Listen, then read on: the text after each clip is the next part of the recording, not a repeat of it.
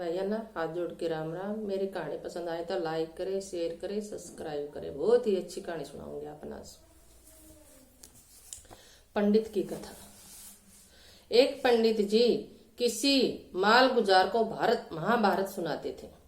जब वह पूरी हो गई तब चढ़ावा नहीं आया। वह पंडित जी ने संतोष धारण कर सोचा कि यह अपना पुराना यजमान है, बाद में दे देगा। घर गया। पंडित जी की स्त्री ने शुद्ध भोजन तैयार कर दिया और बोली, आइए पतिदेव, भगवान का भोग लगाओ। जब पति पंडित जी की भगवान का भोग लगाकर भोजन करने लगे और उनकी स्त्री हवा करने लग गई, कथा व दक्षिणा के बारे में पूछने लगी। पंडित जी बोले, अभी तो कुछ भी नहीं दिया है, कारण काम धंधा बहुत है, फुर्सत में बुला लेंगे। 4-5 दिन निकल गए, कोई समाचार नहीं आया। आखिरी पंडिताइन बोली, ब्याज भाड़ा दक्षिणा बाकी रहे कुछ ना, आप जाओ, देरी मत करो। पंडित जी अपनी पाठ पूजा लेकर यजमान के पास गए। यजमान ने पंडित जी आया देख प्रणाम किया व पंडित जी से आशीर्वाद दिया। आपस में बातें होने लगी, मगर दक्षिणा का कोई नाम नहीं लिया।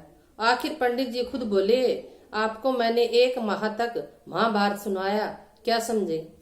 तब यजमान ने कहा कि गुरुजी, आपने कहा जब कौरव व पांडवों का युद्ध होने की तैयारी होने लगी तब श्री कृष्ण जी संधि का प्रस्ताव लेकर दुर्योधन की सभा में गए और बोले, राजन, आप युद्ध न करें, मैं संधि कराने निमित्त आया हूँ।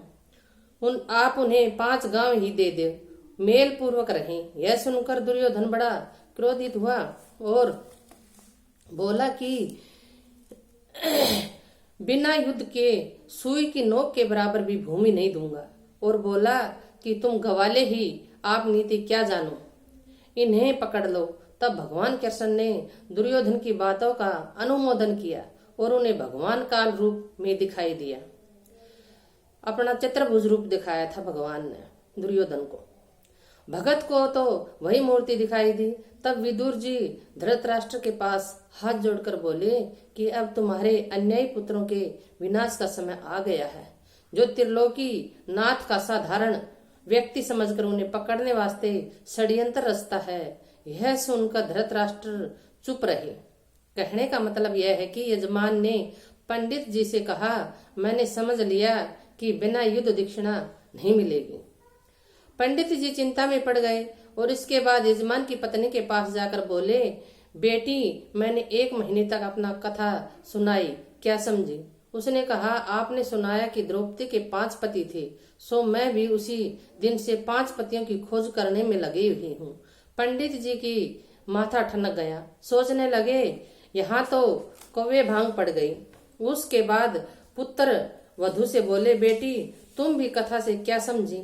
वह बोली, गुरुजी, आपने सुनाया कि कृष्ण की बहन सुभद्रा अर्जुन के साथ भाग गई, तो मुझे भी यह घर पसंद नहीं है, मैं भी किसी के साथ भागने वाली हूँ। पंडित जी बहुत घबराए कि महाभारत वेदों में 5वां वेद मानते हैं और इससे ऐसी शिक्षा ली जा रही है। खैर, एक और पूछना बाकी है। यजमान के लड़के के पास जाकर वही प्रश्न किया तो उसने कहा, पंडित जी, आपने कथा सुनाई, जीव अजर अमर है, शरीर नाशवान है। मेरा पिता बड़ा कंजूस है, 1 रुपया भी नहीं देता, सो इसको मैं 1 वर्ष के अंदर मारूंगा, क्योंकि पाप तो लगता नहीं, कारण कि जीव तो नित्य है। शरीर जैसे पुराने वस्त्र उतार कर नए वस्त्र धारण करते हैं, उसी प्रकार एक शरीर भी नया धारण हो जाएगा। जीव न अग्नि से जलता है और न जल डुबो सकता है और पाप भी नहीं लगेगा। यह बात सुनकर ही पुत्र पंडित जी चुप रह हो गए और सोचने लगे कि इस ज्ञान का अधिकारी हो उसे ही ज्ञान देना चाहिए। अनाधिकार किसी को ज्ञान देना सूर्य को दीपक दिखाने के बराबर है।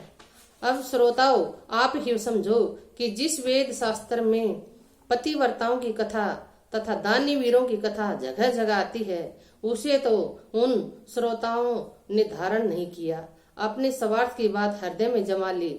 इसलिए कहता हूँ कि उपदेशों को मूर्ख का नाम पर को पाए, न तू शांत पाए, पान भुजंग अनंग ना केवलम विषवर्धनम, कि यानी मूर्ख को उपदेश देना सर्प को दूध पिलाने के बराबर है। जय श्री श्याम, जय श्री श्याम।